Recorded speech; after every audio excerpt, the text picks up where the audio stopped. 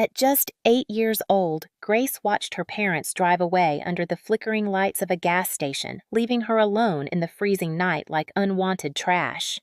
Those same toxic parents later cried crocodile tears, telling everyone their daughter had vanished, just to cash in her life insurance and build a shiny new life without her.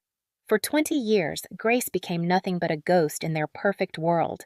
But ghosts have a way of coming back, and this one is ready to haunt them for good. What would you do if your own family betrayed you for money? Would you forgive or make them beg for mercy? Tell us in the comments, like this video, and subscribe for more stories about fighting back against toxic parents. Grace never forgot the humming of the highway the night her life ended and began all at once. One minute, she sat in the back seat, clutching her favorite stuffed rabbit as her father promised ice cream and a quick stop for gas. The next, she was alone on the cold concrete, the station lights buzzing like angry bees overhead while her parents' car faded into the darkness. She waited until sunrise. No one came back. A truck driver found her curled up behind the dumpsters, too cold to cry, too confused to understand what she'd done wrong. By the time the police asked her name, Grace could barely speak. The story that followed painted her parents as heartbroken victims. A tearful press conference, flyers plastered across town, neighbors praying for the missing angel. Behind the staged grief, Grace's mother was already filling out insurance claims, telling the adjusters there was no hope, that they deserved to move on. Grace, meanwhile, became a number in an underfunded foster system. She bounced from overcrowded group homes to abusive foster families, always wondering if her real parents were looking for her. She clung to that hope until her 9th birthday, when she heard a social worker whisper that her parents had left town and closed the case. From then on, Grace's world hardened. She learned to sleep with one eye open and fists clenched tight. She survived on stale bread, charity sandwiches, and later, stolen cigarettes sold behind rundown diners. By 16, she knew every alley in her city, every soup kitchen, every bus stop where a runaway could catch an hour's sleep. Yet even then, a part of Grace stayed soft, the part that remembered bedtime stories and the smell of her mother's perfume. At night, she would ask herself why they never came back. Why wasn't she enough? When she turned 18, the system spit her out like old gum. No degree, no job, no family, just scars no one could see. She scraped by with odd jobs: dishwashing, street cleaning, delivering flyers in the rain. She slept in train stations, waiting rooms, sometimes under bridges when no shelter had a spare bed. And through it all, her toxic parents thrived. Unseen by Grace for years, they took their blood money and invested wisely. First in real estate, then luxury hotels. They became socialites, pillars of charity, interviewed on local news for donating to children's hospitals, smiling for cameras with rehearsed warmth. The same warmth Grace once believed in. For a long time, Grace pretended they were dead too. It was easier than imagining them laughing over champagne, telling people their daughter was gone forever.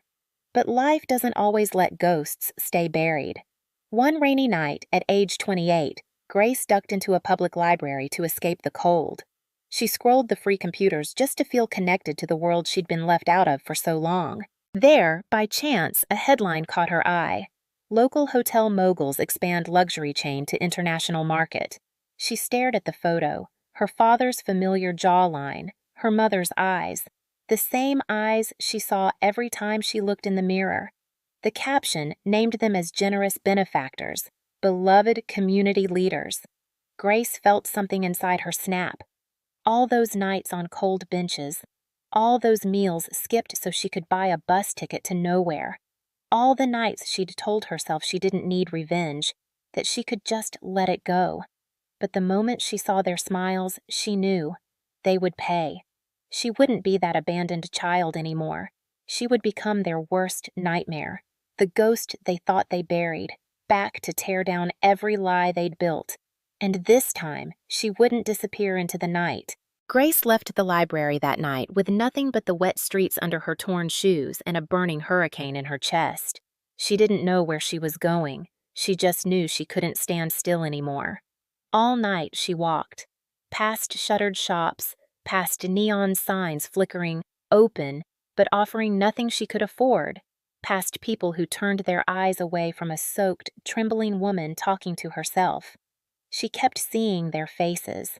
Her father's smug grin, the same one he'd worn when he told her to wait in the car while he paid for gas. Her mother's gentle hand brushing her hair back, a lie Grace had clung to for 20 years. Now those hands held martini glasses at charity galas, feeding cameras the fairy tale of two good people who loved children so much they donated millions to help the less fortunate. Children just like her, abandoned by toxic parents and left to rot in systems no one cared to fix. Grace found herself back at the train station she sometimes called home. She dropped onto a bench, her hair dripping onto her thin jacket. For hours, she stared at her reflection in the dirty station window. Who was she now? A ghost? A beggar? Or something new? Something they'd never see coming? A memory pushed itself through the haze. The time she'd asked her foster mother if she could keep a birthday card from a social worker. It was the only gift she'd ever gotten. The woman ripped it up in front of her face and said, "Nobody wants you. Stop pretending." Grace hadn't cried then. But now, the tears came, quiet at first, then racking her whole body like a storm. She let herself break for the first time in years. It didn't feel weak. It felt honest. And when the tears were gone, all that remained was a cold clarity. They had stolen her childhood, her family, her hope for something better, but they hadn't stolen her will to fight. At dawn, Grace stood up, stiff and shivering, and made herself a promise. She would destroy everything her toxic parents had built on her grave. They wanted her gone. They buried her alive. Now she'd crawl out of the dirt and drag their glittering kingdom down with her. But how? She had no money, no degree, no one to trust. What she did have were two things they could never fake: her name and the truth. Grace scraped together enough coins to buy a day-old bagel and a cheap cup of coffee from a corner stand. She sat at a bus stop, tearing the bagel into pieces she barely tasted while mapping out every scrap of information she knew about them.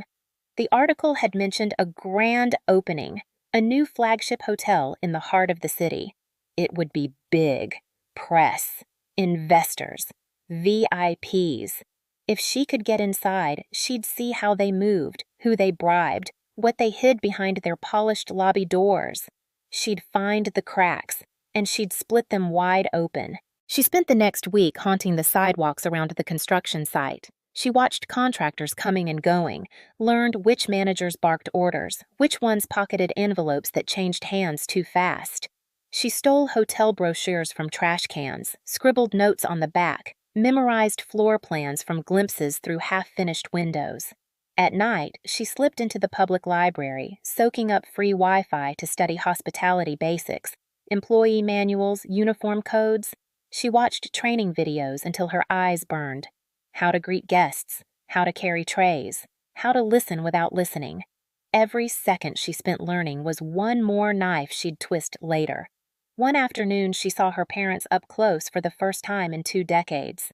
They arrived in a black luxury car, stepping out like royalty for a photo shoot on the red carpet rolled over construction dust. Her mother still wore that same floral perfume Grace had buried in her memory. She could almost smell it across the street. Her father laughed as reporters crowded around them, praising their vision for giving back to the community. Grace watched from behind a concrete pillar. No rage this time, just a calm, icy focus. She mouthed the word soon under her breath. They posed for cameras, oblivious to the ghost waiting in the shadows. When she felt ready, she stole a cheap blazer from a thrift bin, combed her hair behind a public restroom door, and walked into the temporary hiring office pretending to be someone else, just another desperate soul looking for work. She signed her name as Claire Bennett. Grace was dead. Claire would do what the abandoned child never could. They barely glanced at her fake resume. Hotels always needed warm bodies to clean up messes. Within hours, she was in uniform, wiping tables, fetching glasses of wine for investors who wouldn't remember her face 5 minutes later. Perfect. Each day, she blended in deeper. She learned which corridors had cameras and which didn't. She noticed who stuffed hush money into unmarked envelopes. She watched her parents from a polite distance as they barked orders at staff who feared them and charmed guests who worshipped them. And every night, she scribbled it all down. Names, dates, secrets overheard behind closed doors. She hid the scraps in a metal tin buried behind the dumpsters where no one looked twice. This was no longer about surviving. This was about tearing the mask off her toxic parents for the whole world to see. She would expose every fraud, every bribe, every betrayal, until the people who left her for dead had nowhere left to hide. For 20 years, they'd lived free on her stolen life. Now, Grace would make sure they paid the debt, in full. Grace slipped into her new life like a chameleon on marble floors. By day, Claire Bennett moved unnoticed through the grand halls of the flagship hotel her toxic parents had built on her bones. She refilled wine glasses, changed bed sheets, and smiled politely at rude guests who barely glanced her way. But beneath the uniform and forced smile, Grace was mapping every inch of her enemy's empire. She learned which elevators skipped security floors, which doors stayed unlocked when managers slipped out for secret meetings. She memorized the late-night routines, which accountants worked after hours cooking the books, which VIPs needed special favors to keep them quiet. She kept her head down, her ears open. In the staff break room, she listened to the grumbling about missing overtime pay, sudden budget cuts, hush-hush transactions that no one dared report. Grace knew that every whispered complaint was a thread she could pull later. On her lunch breaks, she didn't rest. Instead, she studied employee records left carelessly on counters, photographed invoices left on open desks, and pieced together a hidden trail of fraud that stank worse than the dumpsters behind the kitchen. Her parents' hotel chain, so squeaky clean for the cameras, was rotten at the core. Tax dodges, hush money, hidden offshore accounts. At night, she typed it all up in a cheap motel room she paid for with her meager wages. She couldn't risk leaving a trail online, so she wrote by hand too. Double copies, one for her, one hidden in the duct above her bathroom ceiling. She trusted no one. One evening, while clearing wine glasses from the VIP lounge, she found herself face to face with her mother. For a heartbeat, Grace froze. That same floral perfume she'd smelled as a child filled the air, thick and sweet like poison. Her mother barely looked at her, just waved her off with a flick of manicured fingers as if shooing a fly. Grace's hands trembled as she poured the leftover wine into the sink, but inside she felt stronger than ever. They didn't see her. They didn't recognize the ghost they'd abandoned. Perfect. She'd keep it that way until she was ready to strike. Over weeks, Claire became invisible but necessary. The kind of employee managers forgot, but guests liked because she always smiled and said, "Yes, sir," and "Of course, ma'am." She volunteered for the jobs no one wanted. Trash runs, late shifts, fixing mistakes that would have gotten others fired. The more they ignored her, the more she saw. The plan came together piece by piece. She would gather enough dirt to bury them, leaked tax returns, hush-hush payoffs, bribes, but just exposing them wouldn't be enough. She needed a seat at the table, a way to pull their power from under them for good. So she started paying attention to more than just secrets. She watched which investors argued with her father behind closed doors, which partners grumbled about unpaid shares and shady accounting. She studied shareholder structures, learned how much it would cost to buy a voice in the boardroom, just enough to light a fire when the time was right. After hours, she used library computers to create a new identity, a name that sounded sophisticated, trustworthy, untouchable. Fake papers, fake credit lines, borrowed money from street contacts who didn't care who she really was as long as she paid interest on time. She worked double shifts to pay them back, slept 3 hours a night on stained motel sheets. Every sleepless hour was another brick in the trap she was building. Grace knew this wasn't just about revenge anymore. It was about reclaiming her name, her childhood. Every night she'd spent under bridges while her toxic parents toasted to her death. They thought they'd killed her for profit, but they had built an empire on a lie, and that lie now had a heartbeat, a brain, and a burning plan to crush them from the inside out. She didn't need their love anymore. She didn't need them to say sorry. She just needed them to see her face when the empire they'd built on her grave came crashing down, brick by stolen brick. Once Grace had enough secrets in her hidden tin box to ruin 10 lifetimes, she knew it was time to make her move. She didn't strike all at once. That would be too obvious. Instead, she became the leak her toxic parents never saw coming. It started with an anonymous tip to a local business blogger. Suspicious accounting tricks buried in the hotel chain's latest expansion. Nothing that would sink them outright, just enough to raise questions, to attract nosy reporters sniffing for bigger dirt.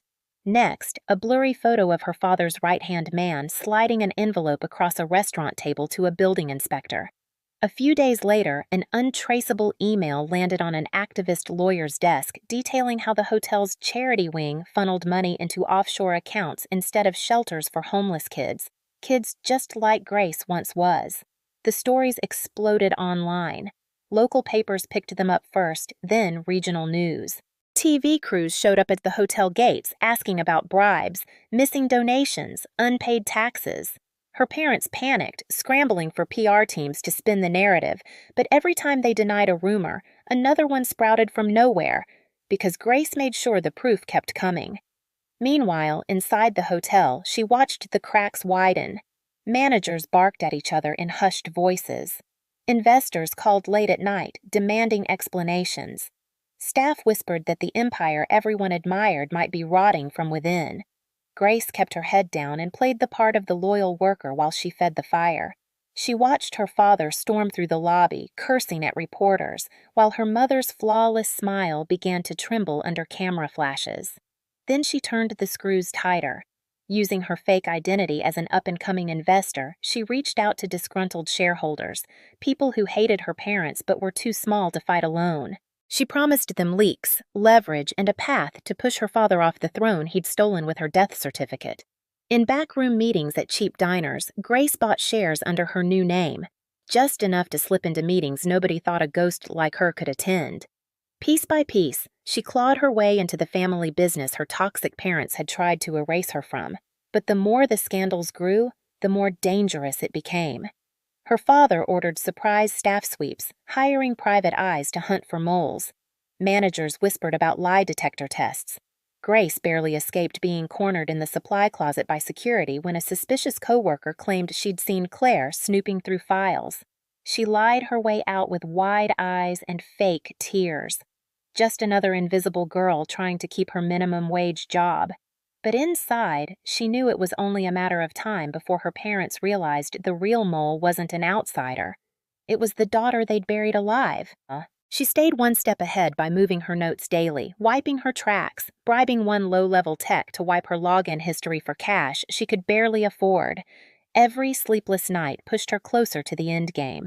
The final spark came when a TV reporter cornered her father outside the hotel, shoving a microphone in his face, demanding answers about the fake charity. Her father lost his cool. He shoved the camera aside, cursed on live TV.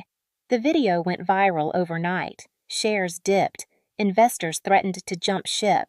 Her mother wept on camera, pleading innocence, but the world had seen the mask slip. Grace watched it all from the staff break room, hidden behind a vending machine, phone screen glowing with headlines that screamed, "Fraud, lies, betrayal," and she smiled. Not because they were falling, but because they were falling at her hands. Did you think Grace would stop at leaking secrets? Think again. She's just getting started, and her toxic parents have no idea what's coming next. If you love watching fake families crumble like this video, comment below and subscribe for more cold, satisfying revenge. Grace knew the final blow couldn't just be a scandal splashed across news feeds. It had to be a blade slipped between her toxic parents' ribs at the moment they felt untouchable. And that moment was coming faster than they realized. The hotel chain's annual shareholder meeting, once a smug celebration of her parents' power, was now their last chance to hold the crumbling empire together. The boardroom would be full of nervous investors demanding answers, journalists lurking outside for sound bites, and lawyers whispering threats of class action suits. Grace planned to stand in the middle of it all, not as Claire the maid, but as the secret shareholder she'd been building piece by piece in the shadows. Over the past weeks, she'd scraped together enough borrowed money, hush deals, and silent allies to secure a stake big enough to get her inside that meeting. The night before, Grace sat in her cheap motel room, the walls damp with city traffic and broken dreams. Spread out on the thin bed was everything she needed: the fake ID that had opened secret bank accounts, the forged documents proving her share purchase, the hidden copies of hush money payments, bribes, and offshore accounts she'd traced back to her parents' so-called charity. And at the heart of it all, her birth certificate. The only piece of truth they hadn't been able to burn or bury. Her real name. The little girl they'd dumped at a gas station for an insurance payout. The living proof they thought was dead. She felt the weight of it all as she packed it into a slim leather folder she'd bought for $2 at a thrift store. Everything about her life had been cheap scraps, except this moment. This would cost her parents everything they owned, every lie they'd ever sold. As the sun rose, Grace stood in front of a cracked mirror. She pulled her hair into a tight bun, brushed on subtle makeup, and slipped into a simple, sharp black suit. No hotel uniform, no fake name tag. Just her, the ghost turned executioner. When she walked out, she left nothing behind. The tin box of secrets, the backup files, the emergency escape cache, all safely hidden in a locker across town under yet another name. If they tried to bury her again, they'd find she'd already dug her escape route. By mid-morning, she stood outside the grand conference hall that had once seemed like a fortress. She could hear the angry hum of investors behind closed doors. Security guards checked her documents. The forged papers slid through without a hitch. To them, she was just another faceless power player here to protect an investment. If only they knew who was really walking through those glass doors. Inside, her parents sat at the head of a massive polished table under a gold company logo that might as well have been a tombstone. Her father's voice carried across the room. Calm, oiled charm covering the fear beneath. Her mother sat beside him, clutching pearls like prayer beads, nodding at every promise of minor setbacks and temporary misunderstandings. Grace took her seat near the back, silent, watching, her heartbeat steady as a drum. The abandoned child was gone. What sat in that chair now was their reckoning dressed in black. By the time the opening statements ended, Grace knew they had no idea what was about to hit them. Tomorrow they'd finally see her. And this time, she wouldn't disappear into the night. When Grace stood up, the room barely noticed. Another shareholder with a folder, a polite nod, a calm smile. Until she stepped forward and spoke her name. Not Claire Bennett, not an alias, but Grace Mitchell. The name they'd signed away at a gas station 20 years ago. Silence cracked through the conference hall like a gunshot. Her father's voice, so slick a moment before, stumbled mid-sentence. Her mother's painted smile slipped, eyes darting from Grace's face to the folder she placed on the polished oak table. "This meeting has been full of promises and excuses," Grace said, her voice even, echoing across the rows of stiff suits and strained whispers. "But none of you really know the truth about the people sitting at the head of this table." She flipped the folder open. First, the birth certificate, the real one. Her father's signature still visible, declaring her alive when they'd needed her to exist, only to fake her death when she became more valuable as a corpse. Gasps rippled around the room. Cameras from the press pool at the back zoomed in, flashes stuttering like a heartbeat. Her father rose from his seat, voice trembling with forced authority. "This is an outrage! Security! Remove her now!" But Grace was faster. She pulled out the second piece, a signed confession, carefully recorded weeks ago when she'd bribed a drunken old family lawyer to brag about how they'd faked her disappearance for the insurance payout. The file played on the screen she'd hacked into the meeting's presentation feed. His slurred voice describing payouts, fake tears, hush money. Her mother's hand flew to her chest. "She's lying! She's not our daughter! Our daughter died!" Grace turned, locking eyes with the rows of investors. "I didn't die. I was thrown away so these toxic parents could get rich off a life insurance policy. Everything they have, Every hotel, every dollar, every phony charity gala was built on a child's grave, mine. The boardroom erupted in shouts. Lawyers lunged for the screen, trying to cut the video. Reporters pushed closer, cell phones raised. Grace didn't flinch. She held up photos, receipts, signed payoffs. Every dirty secret they'd buried under marble floors and charity wings. Her father lunged across the table, veins bulging, shouting threats that only made him look guiltier. Security hesitated, unsure which command to follow. The man who signed their checks, or the truth blasting across the projector for the entire world to see. Grace's voice cut through the chaos like a blade. You abandoned me once to buy this kingdom. Now I'm taking it back, brick by brick. Her mother sank into her chair, pale as paper, as if seeing a ghost. Maybe she was. Maybe that's exactly what Grace wanted her to see, the dead child come home to collect. As security escorted her parents out under a rain of shouted questions and flashing cameras, Grace stood at the head of the table they'd once ruled like royalty. The investors stared at her, not with pity, but with respect. They knew the hotel's future now rested with the only person with the guts to drag the rot into the light.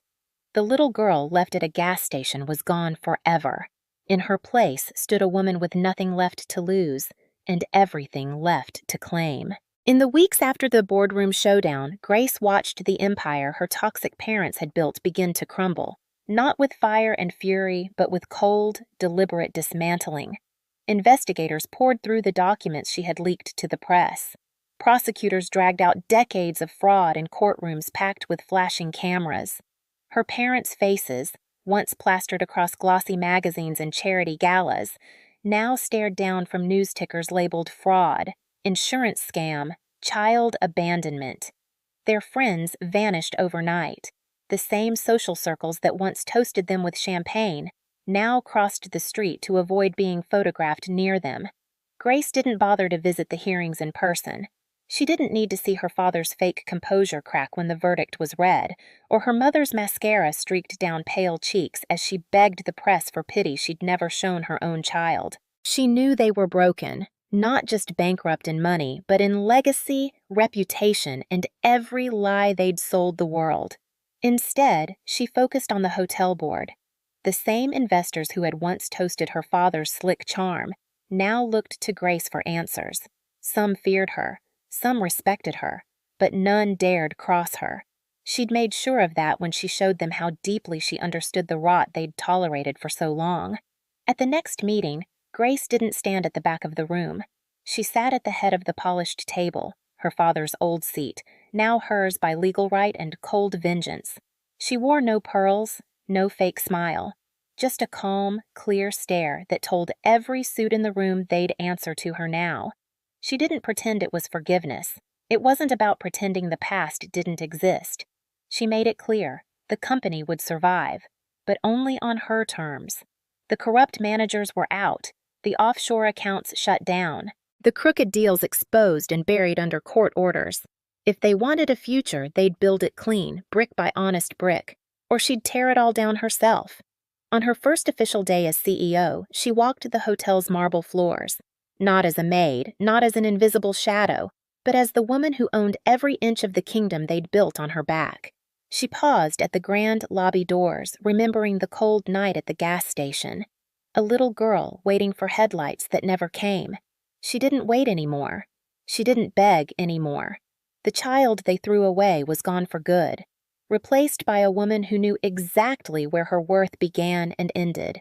When asked by a reporter if she'd ever visit her parents in prison, Grace answered without hesitation. No, they drew the line when they abandoned me. I'm drawing mine by never crossing it again. That was her boundary. Clean, final, unbreakable. The revenge was done. The empire reclaimed. The ghosts buried for good, this time on her terms. Grace didn't celebrate her victory with champagne or flashing lights. She marked it quietly, standing at the edge of the rooftop garden above her hotel's main tower, the same hotel where she'd once scrubbed floors and hid stolen documents behind dumpsters. Below her, the city pulsed with life. Cars crawled through glittering streets that had once felt too cold, too vast for a girl who'd slept under bus stops. Now she stood above it all, but she didn't feel bigger than it, just more whole, more real, more hers. When the verdict against her toxic parents was final, she didn't go home to an empty room and wonder what came next. She went straight to a children's shelter on the city's edge, the same one that had turned her away years ago for lack of funding. This time, she didn't knock on the door begging for help. She walked in with a signed check and a plan for something no abandoned child should ever have to beg for again. She poured the first profits from the cleaned-up hotel chain into a trust for kids like her, the ones tossed aside by toxic parents who found it easier to disappear than to stay and fight for their own blood. She named the fund after the girl she used to be, Grace's Promise. Grace spent her days behind boardroom doors by necessity, but her nights in the shelter's common rooms, listening to stories she knew too well. She didn't promise miracles or fairy tales, just a real chance. Warm beds, hot meals, backpacks for school that didn't come from trash bins. One evening, a young girl about 8 years old, the same age Grace had been when she was left at that gas station, asked if she'd ever found her parents again. Grace just smiled, brushed the child's hair back gently, and said, "No, sweetie, they found me, and that was their mistake." Sometimes people asked if she'd forgiven them. She'd tell them forgiveness wasn't the point. Some wounds stay raw forever if you wait for an apology that will never come. What mattered more was what you did with the scar. Grace chose to make hers a door for others to walk through, not a wall to trap her behind. In quiet moments alone, she still felt the echo of that cold night waiting for headlights that never returned. But now, when she looked in the mirror, she didn't see a ghost or an abandoned child. She saw a survivor, a builder, a woman who had pulled herself from the dark and refused to stay buried where her toxic parents left her. The world didn't become perfect just because she'd won. The streets were still hard, the nights still cold for too many kids. But Grace had learned revenge could tear down rotten walls, and healing could plant seeds in the space left behind. And maybe, just maybe, that was the real ending she'd been fighting for all along.